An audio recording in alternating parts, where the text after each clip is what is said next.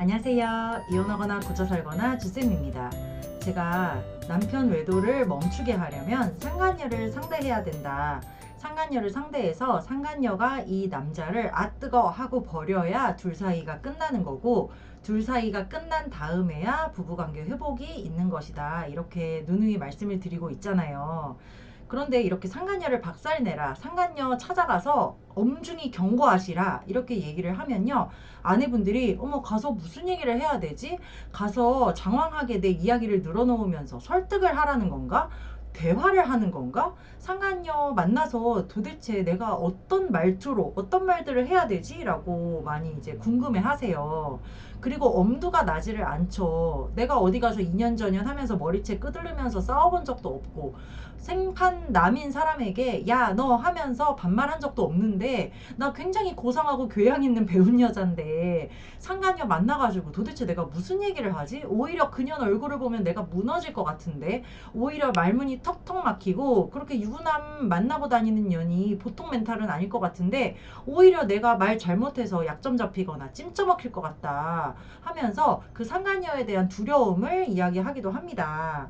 그런데 제가 상간녀 만나는 게 뭐가 그렇게 두렵냐. 그래봤자 상간녀가 얼마나 잘나고 말 잘하고 드센 여자여 봤자 내 남편이랑 붙어먹은 첩년일 뿐이다.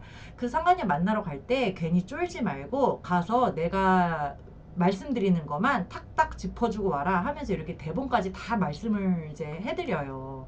우리가 그년들한테 물어보고 싶은 거 너무 많아. 너 대체 무슨 생각으로 그랬니? 내가 이혼하면 이 남자랑 살 거니? 너도 가정 있는 년이면서 어떻게 그럴 수가 있니? 막 이런 거 궁금하고 물어보고 싶은 게 너무 많고, 이미 내 남편이랑도 한바탕 했기 때문에 내 남편이 대답 안 하는 거 가서 그년한테라도 듣고 싶고, 막 오만 가지 머릿속에 가득한데요. 가서 상간녀한테 우리가 길게 이야기를 하거나 장황하게 이야기를 할 필요는 없습니다. 제가 늘 이야기하는 게, 상간녀 우리가 대화하러 만나는 거 아니다. 무릎 맞대고 하하호호 하면서 커피 마시면서 우아하게 대화하러 가는 거 절대 아니고, 가서 내가 해야 될 말만 탁탁탁 함으로써 내가 얻고 싶은 것만 탁 얻어가지고 오는 것이 우리의 목적이다. 우리가 이 사건을 해결하는 데 있어서 주도권을 가지고 상간녀를 내 남편에게서 떼내는 것이 목적이기 때문에 그 목적성을 가지고 인연을 만나야지, 우리가 머릿속에 뭔가가 가득한 채로 만나면은 내 말만 길어지고요. 상간이한테 얻어야 될 거는 막상 못 얻고요. 갔다 오면 후회만 가득하게 돼요. 내가 아까 그런 얘기를 왜 했지? 내가 왜 그년한테 이거를 못 물어봤을까? 하면서 막 후회를 많이 하거든요. 그런데 요즘은 스토킹법이 또 강화가 돼가지고 상간녀를 두 번, 세 번 찾아가고 연락 받지도 않는데 몇 번씩 막 부재중 남기고 이러면 큰일 나요. 그래서 우리가 상간녀 만날 기회는 평생에 단 한 번뿐이다 라는 생각을 가지고 상간녀를 박살내러 가기 전에, 만나러 가기 전에 준비를 많이 해서 가야 되는 것 같아요. 그래서 오늘은 상간녀를 만났을 때 반드시 해봐야 될 질문에 대해서 이야기해 보려고 합니다. 끝까지 들어주시고 구독과 좋아요도 눌러주세요. 첫 번째, 상간녀에게 꼭 해야 될 질문은 왜 가정 있는 유부남 만나서 남의 가정 파탄내니? 입니다. 이 질문은요, 왜 그랬냐가 궁금해서 물어보는 질문이 아니에요. 우리가 증거가 많을 수 있어요. 뭐 자기야 사랑해 하는 카톡도 있고, 뭐 블랙박스에 포옹하는 영상도 있고, 모텔에 들어갔다 나오는 증거가 있다고 하더라도 저 상간녀가 우리 남편이 유부남인 거를 알았냐 몰랐냐에 따라서 상간녀 소송의 승패가 결정이 됩니다.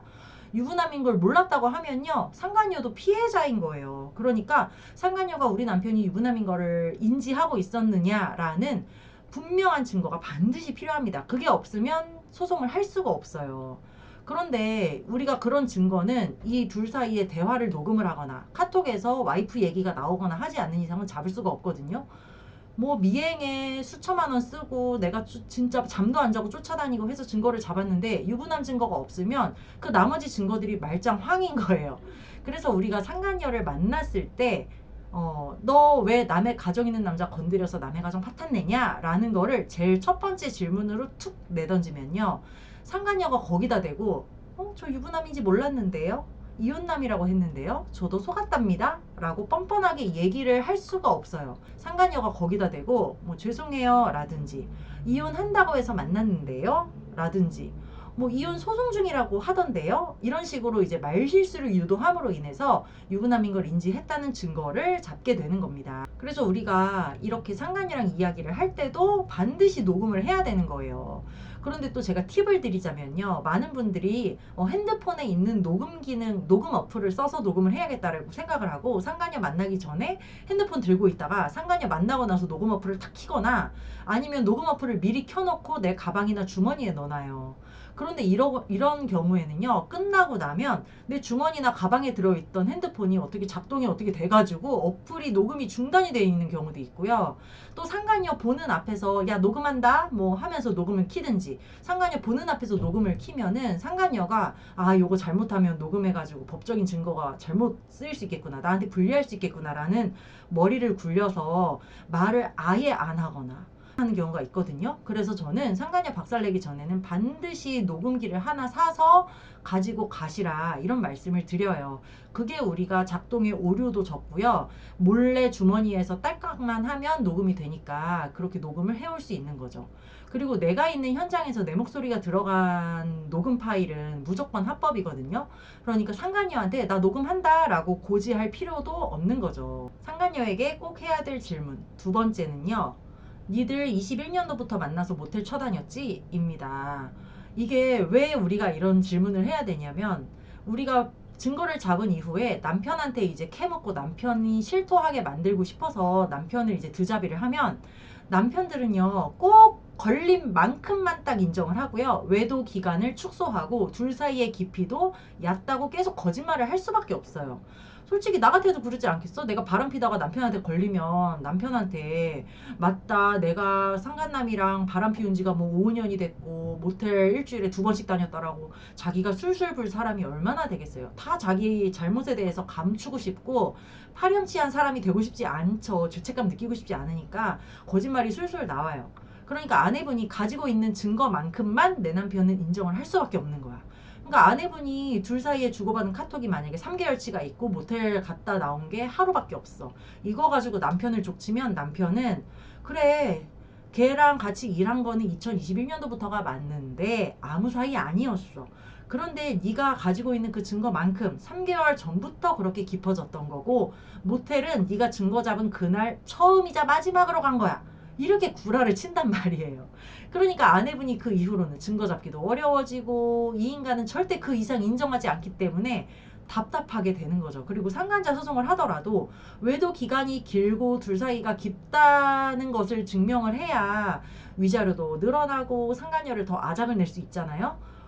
그래서 상간녀를 찾아갔을 때 상간녀 얼굴에다 대고 니들 21년도부터 모텔 쳐다녔지? 라고 이렇게 얘기를 하면 상간녀가 얼떨결에 어버버버 하면서 아니 같이 일한 건 21년도부터가 맞는데요. 사귄 건 22년도부터고 제가 먼저 좋아한다고 하지 않았어요. 과장님이 먼저 저한테 사귀자고 해서 만난 거예요. 뭐 이렇게 얼떨결에 인정을 하게 되기 때문에 그러면 남편이 말한 건 3개월이었는데 상간녀가 얘기한 건 22년도부터다. 이렇게 얘기를 했어. 그러면 22년도부터라고 한 걸 녹음을 하거나 각서를 받으면 그게 이제 외도 기간이 늘어난 것을 인정을 받게 되는 거죠. 이렇게 내가 가지고 있지 않은 증거나 불법적으로 취득한 증거에 대해서도 상간녀한테 툭 옆구리를 찌르면서 훅 들어가면요. 상간녀가 얼떨결에 나는 이걸 걸린 줄도 몰랐고 내 남자친구의 배우자가 어떤 증거를 갖고 있는지도 몰랐는데 그 증거에 대해서 훅 나오면은 자기가 얼떨결에 인정을 하게 되거든요. 그 인정하는 것 자체가 증거가 될 수도 있는 거죠. 상간녀에게 물어봐야 될 것. 세 번째는요. 그래서 앞으로 만날 거야 어쩔 거야? 너 어떻게 할 거야? 입니다. 우리가 상간자에게 앞으로 만나지 마라. 내 남편한테 연락도 하지 마라. 앞으로 둘이 연락하는 거 내 눈에 띄면 가만 안 두겠다. 내 남편이 연락하더라도 너 받지 마라. 내가 여기 온 것조차도 내 남편 입에서 나오면 니들 둘이 또 연락한 걸로 알고 내가 할 수 있는 걸 다 하겠다. 이렇게 앞으로 연락하지 마라가 핵심이거든요. 그러니까 내가 뭐 증거를 가지고 있고 뭐 내 남편이랑 내 사이가 어떻고 니들 둘이 뭐 몇 년도부터 붙어 먹었냐. 그런 말들이 이 한마디가 없으면 아무 의미가 없는 거예요. 그래서 앞으로 어떡할 거야? 앞으로 한 번이라도 더 연락하거나 만나면 나 가만 안 있어. 이게 진짜 핵심이거든요. 그러니까 어떤 분들은 이거를 빼먹고 오더라고. 가서 상간녀랑 3-4시간을 얘기를 했대. 외도를 알고 우리 가정이 얼마나 풍비박산이 났는지 뭐 어쨌는지 저쨌는지 우리 집 가정 상황, 경제 상황까지 상간녀에게 막 얘기를 하면서 눈물도 한 바가지 막 흘리고 왔어. 그런데 앞으로 만나지 말아라는 얘기를 빼먹고 왔다는 아내분이 있었어요. 그냥 내가 단호하게 너 앞으로 만나지 마. 이거 한마디면 끝나는 건데 왜 그 얘기를 안 하고 나왔냐 이거야. 그러니까 내가 연락하지 마라라는 얘기를 안 하니까 상하녀가 쪼르르 아내분이 뒤돌아서자마자 내 남편한테 얘기했지. 내 남편은 나한테 와가지고 너 왜 걔 찾아갔냐고 뭐 소송이라도 할 거냐. 소송하면 나 너랑 못 산다 막 지랄 발광을 떨지. 뭔가 내 마음대로 되는 게 없는 거지. 그래서 가장 중요한 메시지가 그래서 앞으로 만나지 마라인 거고요. 상간이한테 이렇게 물어보는 겁니다. 너 그래서 어떡할 거야? 만날 거야 안 만날 거야? 했을 때 대부분의 80% 이상의 상간녀들은 안 만날게요 죄송해요 해요. 그런데 진짜 발랑 까지고 되바라지고 굴러먹다 어디서 굴러먹다 온지 모르는 그런 상간녀들 한 10% 정도는 만날 건데요. 뭐 제가 연락한 적 한 번도 없어요. 당신 남편이 나한테 연락해가지고 난 받아주는 거밖에 없는데 왜 나한테만 와서 지랄이에요? 막 이래. 그러면 그때 아내분은 만날 건데요 하면요 그냥 만나봐 어떻게 되는지. 나는 경고했다. 나는 이혼 절대 안 할 거고 가정 지킬 거고 너 이 남자 첩으로 남고 싶으면 어디 한번 해봐 하고 그냥 딱 뒤돌아서 나와버리면 돼. 그리고 90% 이상이 안 만날게요 한다고 했잖아요. 그 안 만날게요란 얘기가 나오면 그때 준비해가지고 간 각서를 딱 내미는 거예요. 각서는 내가 집에서 이미 다 타이핑을 해가지고 내가 원하는 내용이 다 들어가게끔 작성을 해서 인쇄를 해서 가방에 숨겨가지고 있다가 내 할 말이 다 끝난 이후에 너 만날 거야 안 만날 거야 그래서 앞으로 어떻게 할 거야 했을 때 안 만날게요 하면 내가 네 말을 어떻게 믿니? 유부남인 거 알고도 몇 년을 붙어먹은 년을 내가 믿고 어떻게 지금 뒤돌아서서 가겠어. 너 안 만나겠다고 약속할 거지? 그럼 안 만나겠다는 각서 써 하면서 각서를 딱 내미는 거죠. 그럼 이제 그 각서에 아내분이 원하는 내용을 이제 집어넣어서 앞으로 만나지 않겠다, 연락하지 않겠다는 내용도 넣고 그리고 상간녀가 이제 거기에 사인을 하면서 자기 인적사항을 적게 하는 겁니다. 주민번호, 전화번호, 뭐 이름, 주소 이런 것까지 쓰게 만들어서 뭐 걔가 쓰든지 말든지. 근데 웬만하면 써요. 또 쫄아가지고 쪼그려 앉아서 쓴단 말이죠. 그래서 상간녀 만나러 갈 때 각서, 녹음기, 볼펜 그리고 인주까지 가지고 가서 그 각서의 지장까지 받으면 그 박살이 성공인 겁니다. 그래서 우리가 상간녀를 만나러 간다, 박살 내러 간다고 하는 거는요, 내 감정을 폭발하러 가거나 상간녀에게 화를 내거나 뭐 분노를 표출하러 가는 게 아니에요. 물론 그런 의미도 있지만 가서 내가 부족한 증거도 더 잡고 상간녀에게 앞으로 만나지 마라, 연락하지 마라 경고도 하고 그리고 내가 바보가 아니라는 것을 걔한테 똑똑히 보여주는 거야. 둘이 붙어 먹으면서 맨날 와이프 욕하면서 우리 와이프 아무것도 몰라. 우리 와이프 알아도 이혼도 못할 거야. 우리 와이프 나한테 관심 없어. 우리 와이프 되게 순진한 여자야. 내가 기면 긴 줄 알아. 내가 며칠 설거지하고 집에 일찍 들어갔더니 잊어버린 것 같아. 이 지랄하면서 나를 병신을 만들고 저것들이 붙어 먹은 거거든요. 가서 내가 눈 똑바로 보고 너 나 병신인 줄 알았지? 나 가만 안 있을 거야. 나 네가 생각하는 그런 병신 아니야 라는 거를 똑똑히 보여줘야 저 상간녀가 겁을 먹고 이 남자에게서 떨어져 나가지 않겠어요? 그런데 그거를 안 하고 내 남편만 들들 뽑고 상간녀 소송만 하고 집에 가만히 있고 상간녀 경고하는 뭐 전화나 문자조차 하지 않으면 상간녀는 여전히 나를 우습게 알고 이 남자 입에서 나오는 말만 믿고 이 가정은 이미 깨졌구나 나 때문에 깨진 거 아니야 이 가정 좀 있으면 이혼할 것 같은데 이런 생각으로 계속해서 이 남자만 믿고 둘이 만남을 이어가기 때문에 상간녀 박살이 반드시 필요하다 이렇게 말씀을 드립니다. 네, 오늘은 여기까지 하고요. 이거나 보거나 카페에 들어오셔서 상간자 박살 또는 상간녀 뭐 각서 이렇게 검색해 보시면 제 조언을 듣고 상간자 박살내고 각서 받아온 사례들이 굉장히 많거든요. 그분들의 경험담도 한번 읽어보시고 서로 경험 나누면서 지혜롭게 이 일을 헤쳐나갔으면 좋겠습니다. 네, 여러분 안녕. 다음 시간에 또 만나요.